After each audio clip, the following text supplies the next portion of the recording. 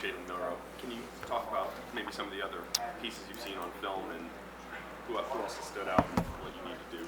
I mean, I think if you look at their whole offense, and it's a really explosive offense, but they've also been really balanced, which I think has made them play winning football this year. They play very complementary football, I think similar to our own team. So they got a really, really big, powerful, physical offensive line that they can lean on. They got, 3 different backs that all do different things, 3 different tight ends that all do different things, they got a track team at wide receiver, lots of speed. And so, they really have talent all over the field. They have matchup issues all over the field. But I feel really good about our guys and look forward to the challenge of all those players. You feel like this will be the best offense you've played this year?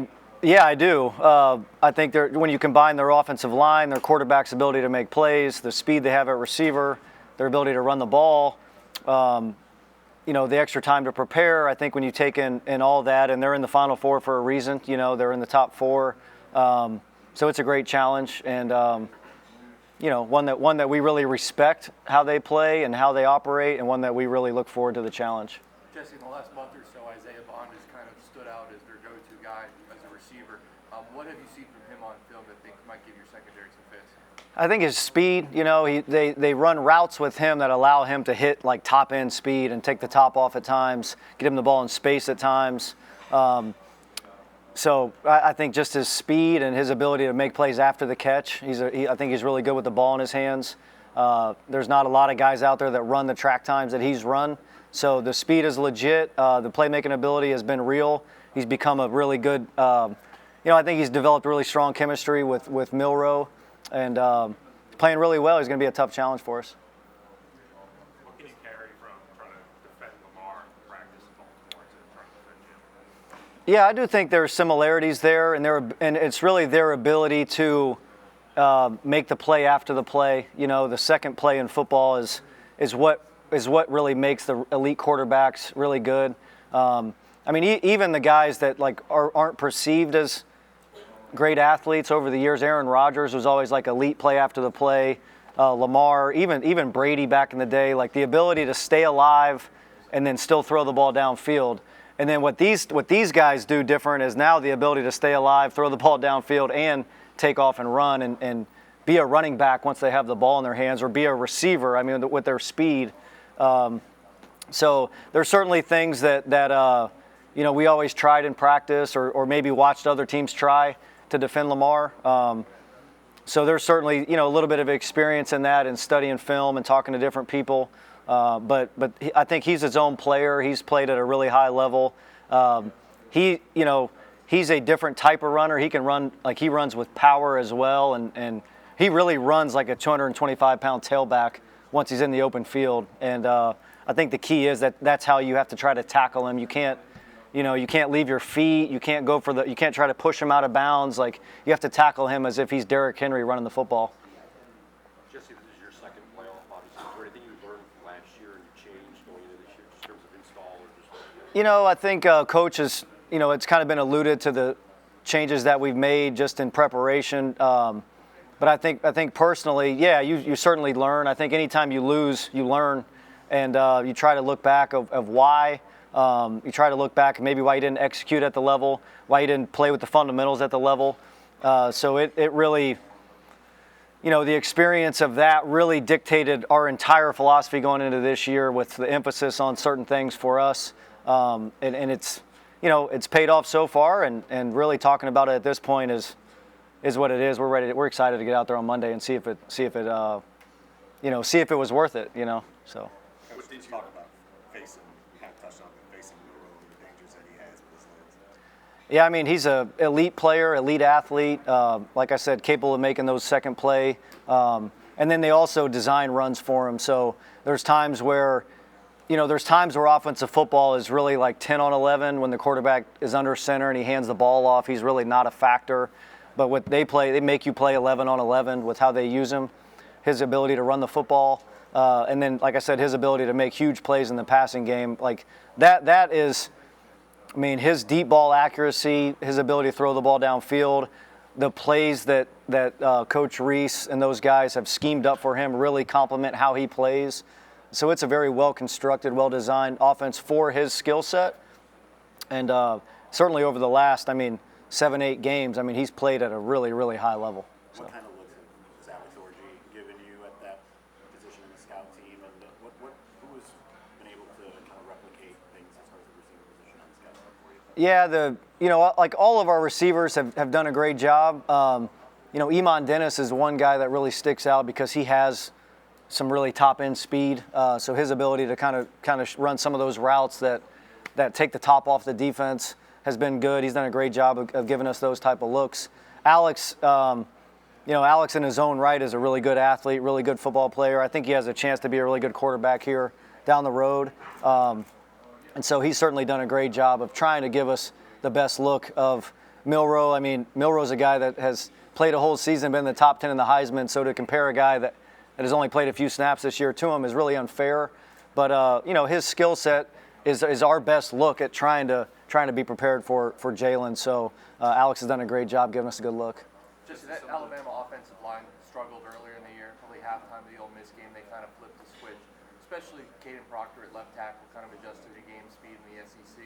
What have you seen in your study? And is there anything you can do to try to exploit a freshman left tackle in this game?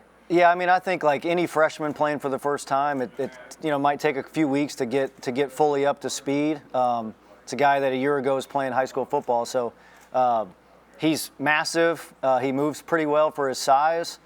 They've done a good job, I think, at times giving him help on certain rushers throughout the last 6, 7 games. I think they've given him a little bit more of the chip protection and stuff like that. But he's a really good player in his own right. He's been able to block people one-on-one. He's super powerful in the run game. He can knock people off the ball. So great challenge for us. And, we look forward to our guys having opportunities against their offensive line. They're really good. I think our players are really good. I trust all of our guys that play up front. And I can't wait to see them go out there and compete against that really good offensive line. Jesse, for some of the guys on the defense that maybe were a little less heralded when they got to Michigan, whether it's Rod Moore or Mike Barrett, what are some of the traits that those guys have? I know you didn't recruit them, but that maybe allowed the coaching staff and then you to think that they could ascend to the level that they have?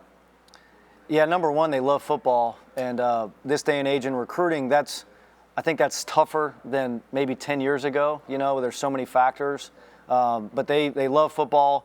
They put in the time. They put in the work. They trust the process. They have a skill set.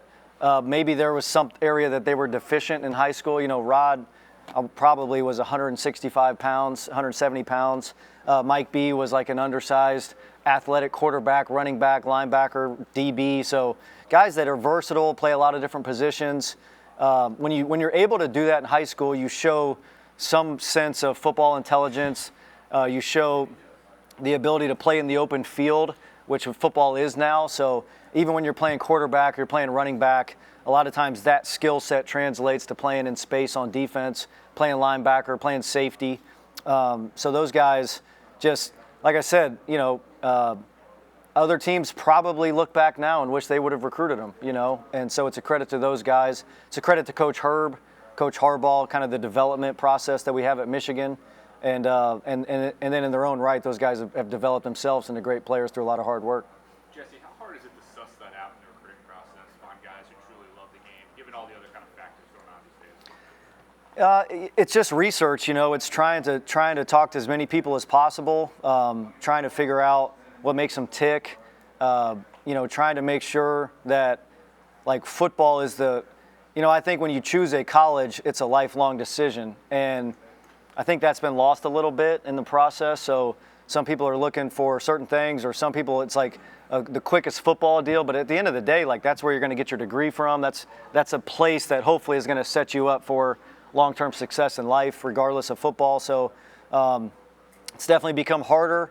But at the end of the day, I think if you have a process and you trust your process and you ask the right questions and you try to talk to the right people, you can certainly try to have a higher percentage than maybe some people based on, trusting your own process and trying to figure all that stuff out. You guys had some transfers that made an impact this year, but to find, like you just mentioned, the character traits and the things like that fit for your program, is it a different process than it would be for just like the normal recruiting process for a high school kid? I don't think it's that different. I mean, I think like anybody you bring into the program at Michigan, they better love football, number one. Like they better love football. They better love the process of trying to become better at football. That's really what we hang our hats on. And so, asking those questions, trying to figure it out, regardless if it's a grad transfer or a freshman, I think, you want the same traits. You certainly want maybe the older guy, to have figured it out a little bit and kind of know what you're going to get. Maybe a 1-year player, maybe a 2-year player. With the young guy, certainly there's more room for, he has more room for development, more room for growth. But I think the process of trying to figure out if they're a good fit is very similar for the young guys and the older guys. Jesse, what is this last couple of weeks process like for you as coaches? So transfer portal opens up, early signing period, holidays, and then trying to prepare for this actual game. Yeah, it's really interesting. I mean, the college football calendar is kind of become a little chaotic, where you have the regular season going on, you have coaching changes starting to take place, you have guys going in the portal before the season's even over, you have teams that are you have 4 teams that are playing in meaningful games, and the rest of them have honestly become like exhibition games where so many players opt out and or go into the portal. So it's interesting. I do think the expanded playoff will help in that regard, just sort of hopefully keep the good teams together and let these teams finish out their seasons the right way.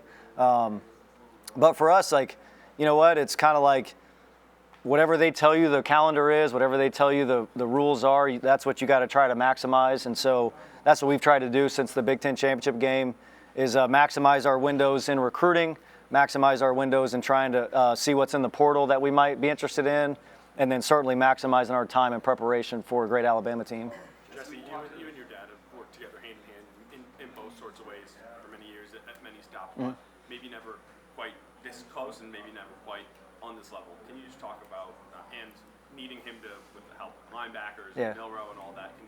What has that process been like? What's been the most helpful, maybe as a special moment that's happened? It's the person I probably trust the most in football, that I know has, seen everything. I've been coaching, 44, 45 years. And so, a guy that you trust, number one, that he has, I know for a fact that whatever he brings up, whatever he says is my best interest, which, you hope that at times, but that's not always true when you have a group of people that maybe you just have known for a year or two, so nobody has our interest more at heart than him, and then nobody has the experience of seeing so many different things over his career from so many different angles, from so many different positions, position coach, coordinator, head coach, kind of seen all the different scenarios. And so, to be here at this moment in the college football playoff, playing in a semifinal game, it's certainly special to be able to share that as he, probably winds down on his career. So for my kids to be able to have him around, for me to be able to have him around is, it's really special, and it's, definitely like a lifelong memory we'll always have. Jesse, we talked to their linebackers in the room. They said what makes this unit special is the trust they have, not just the starters, but the guys in reserve too. How do you facilitate that level of trust and watch that grow throughout the season? I think you're honest. You keep it real with the players, and so when we go through, spring ball and training camp, and we're trying to build, we kind of build a list of guys that, hey, if we played a game this week, you would be on the list that would get snaps. And during spring and fall, it's ever changing because there's a difference in guys that have played and kind of built up some equity and have played in big games, and then there's guys that are trying to work their way up to that level that haven't done it yet. And so I think for us, what I tell all the players that we recruit, what I tell all the players on our defense is if you're ready to play and help us play winning football, you will play. Right now that list is about 25 guys, which is fantastic. That's a high number in college football. There's so many defenses you turn on and they play the same 13 players the whole game or 14 players. So I think it keeps morale high. I think the guys care about each other. They know that they can go out there and play really hard and that the next guy's going to come in and go in and do the same thing. And so much credit to the players for their willingness to, sometimes you got to put your, hey, I want to play 60 plays and get 4 sacks this game. Put that aside, play 30 plays, play really hard, get my production, and know that the other guy's going to come in and do the same thing. And a lot of times 2 or 3 guys playing that amount of snaps, regardless of how good that top player is still better than one player playing that, not being able to sustain that level for that amount of snaps. So it's kind of what we hang our hat on, and it's a special group to be a part of. And they really love each other. They care about each other. And, it's been fun to see that grow the last couple of years. Nick Saban gave an update yesterday that Jace McClellan is trending in the right direction to play. From what you've seen on film, what does he do of those 3 backs that play that might give you guys a challenge? Yeah, he's big, physical. He runs downhill. He's got great speed. He's got the ability to take a play to the house. But he certainly runs behind his pads like all their backs do. So, if he's out there, he's a great challenge and somebody we got to be aware of and know where he's at. But we'll hopefully we'll be prepared for any back that they throw out there. Marcel Belichick and Saban obviously emphasize bigger is better usually with the front guys. I mean, how much what your defense is with Mike installed and what you kind of carried on is kind of based off of that same philosophy where you have bigger guys, up front. Yeah, I think on the D line especially. When you're playing a 3-down or a 4-down front, when you play against an O-line, for example, like Alabama, where their tackles are 6'7", 360, their guards are 340, 350 pounds, you got to have size, and you got to have guys that are big and can move, the Kenneth Grant, the Mason Grahams, Chris Jenkins, who's kind of made himself into that. And so, I think that philosophy of big people beat up little people. And that's sort of really like the thought process of up front. I think everywhere else you want speed and athleticism and guys that are capable of doing the jobs you're asking them to do, secondary players, linebacker players. But up front, there's certainly a size requirement to be able to hold up and play the style of front and the style of football that we want to play. Do you think that's what's put you guys in position? To go against the Ohio States and then, compete on this stage? Yeah, certainly. I think I think the defensive line is one of the areas that's transformed at Michigan over the last 3 years. First round D linemen, D tackles, edge guys that are bigger, stronger, physical, can hold the edge. And so, that's been an emphasis. It's kind of how we built it with the Ravens. And that really, that's really all tied back to the Cleveland Browns, Belichick. So it's really like the Ravens, Ozzie Newsome, sort of the way you construct the defense. Yeah, I think it's all goes back to the origin of the same deal that the Saban, Belichick, Parcells tree. So I think it's you get the biggest, strongest, fastest guys you can up front, and then try to supplement the rest of the defense with guys that can do the things you want them to do. Jesse, who are some young guys We are now going to be switching the players and coach. in bowl practices that maybe have stood out that haven't played as much? We're going to move to the next room Okay. over here real All right. quick, if you don't mind. Sure. We're going to take the mic off you first. Okay. Sorry. There, I'll grab it. All right. Yep.